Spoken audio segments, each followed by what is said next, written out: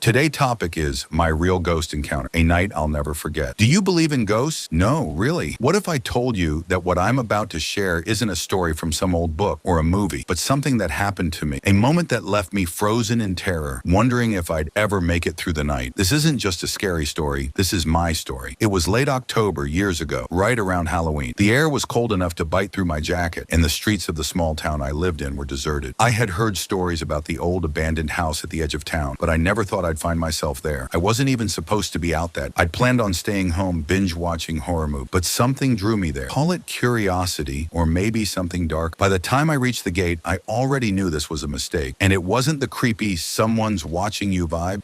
This was different. It was like the house was waiting. And believe me, I'd have turned back if my pride would have let. But you know that feeling, right? When you're too deep in to back out, but deep down you're like, why am I doing this to myself? As soon as I stepped inside, the air changed. Thick, heavy, like it was pressing down on me. Every instinct screamed to run, but my legs wouldn't move. There was this smell, like something rotten hidden for far too long. I heard the first noise then, a soft scrape like something being dragged across the floor upstairs. I froze, heart pounding in my chest, trying to convince myself it was just the wind. But we both know that's never the case, right? And then I heard it, a voice. Not loud, not clear, but there, calling my name. And that's when I realized I wasn't alone. I took a step toward the stairs, and another. My heart felt like it might burst, and with each creak of the floor beneath me, I expected to feel a cold hand on my shoulder, to hear that voice again, closer this time. As I reached the second floor, I saw it, a shadow just at the edge of my vision. But when I turned to look, there was nothing, or so I thought. The door to the farthest room slowly opened, with that same scraping sound. Now this is the part where any normal person would leave, right? But of course, I had to be that one person in horror stories who's like, let's see what's in there. I stepped inside. The room was empty, save for a single chair in the corner, and that's when I saw it. A figure standing right behind me in the reflection of the window. Not a shadow, not a trick of the light, an actual figure. My blood ran cold as I turned slowly, bracing for what I'd see. But there was nothing, just the empty room and that chair. I was ready to bolt, heart racing, mind spinning. But before I could move, the door slammed shut. And that's when the real terror began. The room went cold, like standing in a freezer. I could feel it, the presence, whatever it was, watching, waiting. And then without warning, the chair moved. Just an inch at first, then more, scraping across the floor like nails on a chalkboard. I tried the door. It wouldn't budge. My phone? Dead, of course. And that's when I felt it. A breath, cold and slow, on the back of my neck. I know what you're thinking. This is where you die, right? Ghost breath on your neck. Game over. Trust me, I thought the same thing. I turned to face whatever it was, heart pounding like a drum. But the room was empty. No figure, no shadow. Just that damn chair, now in the center of the room, staring at me like it knew something I didn't. I ran for the door, throwing myself against it. And just like that, it opened. I didn't stop running until I was back home, locking every door, every window. But that's not where the story ends. I thought I was safe. I thought whatever it was had stayed behind in that house. But I was wrong. A week later, I was alone in my apartment. Late at night, just like before. The lights began flickering, and I heard it again. That voice, calling my name. I tried to ignore it, but the next night, the same thing, and the next. Every night, the voice gets closer. I don't go near that house anymore, but sometimes I wonder, did it follow me, or did I bring something back? What do you think? Do you believe in ghosts now, or will you wait until you hear your name called in the dark? If you've ever had an encounter, share it in the comments. Maybe, just maybe, you're not alone.